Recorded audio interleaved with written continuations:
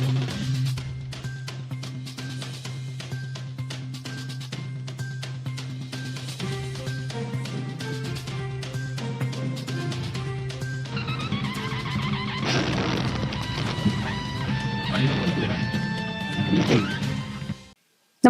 आपण पाहता Hirkani news. Hirkani news प्रत्येक क्षण ताज्या घडामोडी आणि महत्त्वाच्या प्रत्येक बातमीसाठी नेहमीच 590 दूध संस्थांच्या हरकतींवर आज सुनावणी. ठेकेदार कर्मचाऱ्यांचे ठराव. 51 संस्थांची सुनावणी झाली पूर्ण.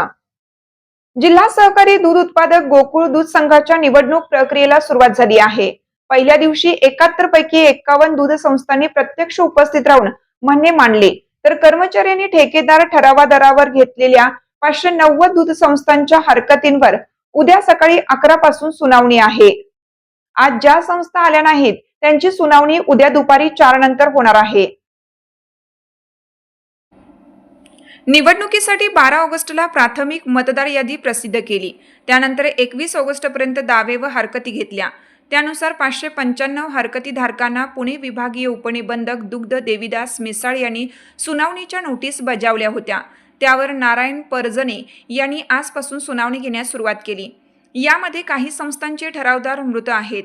ठरावदार संबंधित संस्थेचा सभासद नाही. दुसऱ्या गावातील व्यक्तीला ठराव दिला आहे. संस्थेला दूध पुरवठा नसतानाही ठराव दाखल केले आहेत. गोकुळमध्ये कर्मचारी व ठेकेदार असल्याचे कारण सांगून त्यांच्यावर हरकत घेतली आहे.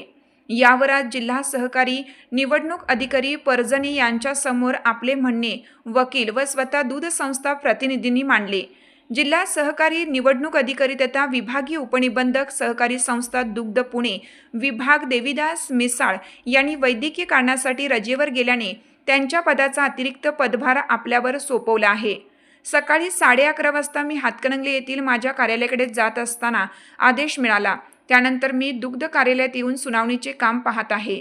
दरम्यान कायद्याच्या चाकोरीत राहूनच सर्व हरकतींवर सुनावणी घेतली जाईल.